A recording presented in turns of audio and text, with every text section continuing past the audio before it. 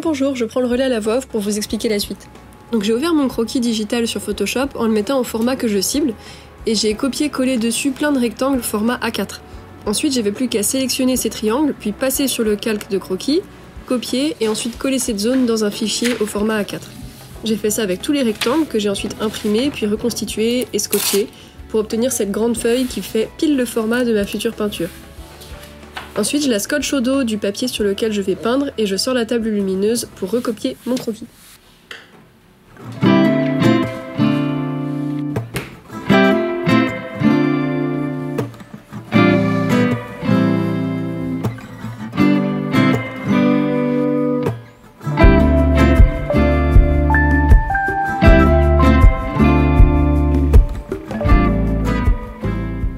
Si vous me suivez sur Instagram, vous savez que cette peinture, c'est la deuxième d'une série sur le thème du soleil. J'ai fait un petit reel pour expliquer l'inspiration derrière cette série, mais en gros, je voudrais représenter des personnages qui sont comme posés dans un rayon de soleil, qui ferment les yeux et qui soufflent un bon coup. Pour moi, c'est la représentation du soulagement. Le soulagement de voir le soleil arriver après l'hiver, de se retrouver à son premier jour de vacances, de recevoir une nouvelle qu'on attendait depuis longtemps, des choses comme ça.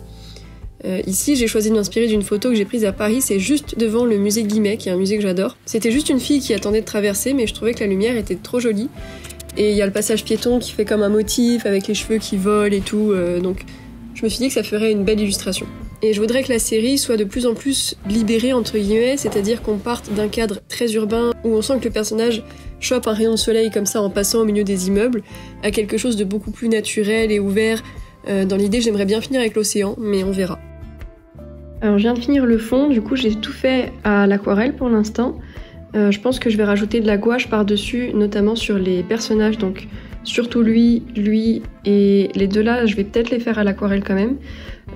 Parce que le but c'est que plus on est proche, plus il y a de détails, et plus on s'éloigne, plus ça se fond, etc. Tous les détails sur le bâtiment, je pense que je vais les faire à la peinture, pour que ce soit bien flou, et sur les personnages et le premier plan, je vais plutôt faire à l'encre et au crayon de couleur. Il y a plus de texture que ce que j'aurais voulu, mais au final, je trouve que c'est pas si mal. La prochaine fois, j'essaierai de voir comment faire des plus beaux lavis. J'aime bien les effets de texture ici, par exemple. Là, un peu moins parce que ça fait un peu trop gros coup de pinceau.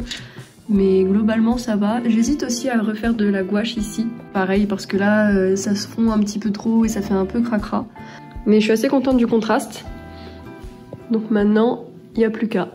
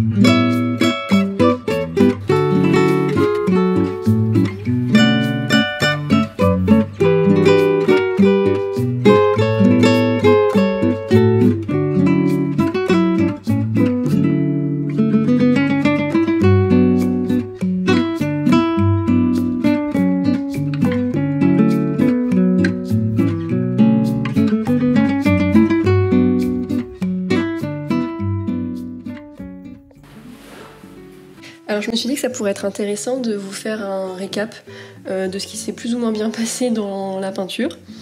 Parce que moi j'adore écouter les gens parler de leur travail et du coup je me suis dit que j'allais faire pareil. Du coup, qu'est-ce qui s'est bien passé ? Globalement le personnage, j'en suis plutôt contente. J'ai testé un nouveau truc qui est donc de passer d'abord le trait avec ça. Donc c'est un feutre pinceau marron, pas noir, parce que je voulais pas avoir des traits noirs hyper durs qui contrastent trop avec le fond. Donc j'ai fait le tracé avec ça, et ensuite j'ai pris un pinceau très fin et j'ai repassé sur ces traits-là avec une encre colorée. Et donc je suis repassée dessus avec du rose et du jaune et un petit peu de bleu sur le pantalon. Et je trouve que ça fait vraiment un effet lumière rasante, enfin plus coloré que ce que je fais habituellement quand je fais juste ça. Donc ça m'a bien plu, j'en suis contente. Je suis assez contente aussi de l'effet de motif là sur le passage piéton et les ombres portées comme ça, même si les deux là spécifiquement je trouve qu'elles font un peu trop taches et pas assez ombre. Qu'est-ce qui me plaît moins? Je trouve que c'est peut-être pas assez contrasté entre l'ombre et la lumière. J'aurais bien voulu faire ça un chouïa plus foncé et peut-être un tout petit peu plus saturé, parce que ici, bon, ça rend moins bien en vidéo, mais ici c'est plutôt saturé, plutôt chaud, etc. Et ici je trouve que ça devient un petit peu trop rapidement très désaturé et beaucoup moins chaud, beaucoup plus bleu et moins violet, moins rose. Et j'ai pas encore trouvé exactement comment traiter mon personnage par rapport au fond. C'est une question que je me pose en ce moment et à laquelle j'essaye de répondre avec ces peintures-là. Donc là, le personnage se détache beaucoup du fond.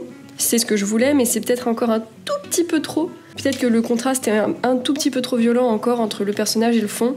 Et je pense que pour remédier à ça, ce que j'aurais pu faire, c'est plus foncer les contours sur les éléments qui sont au premier plan. Donc ça... peut-être faire un petit peu plus de contraste au premier plan et que ce soit de moins en moins contrasté au fur et à mesure qu'on s'en va. Ça aurait fait plus de profondeur, tandis que là, le personnage est vraiment plaqué direct sur le fond. Ce qui est pas mal non plus, mais ce qui est pas exactement ce que je voulais. Et voilà, donc maintenant je réfléchis à la prochaine. Je peux vous montrer mon carnet de croquis. Celui-là.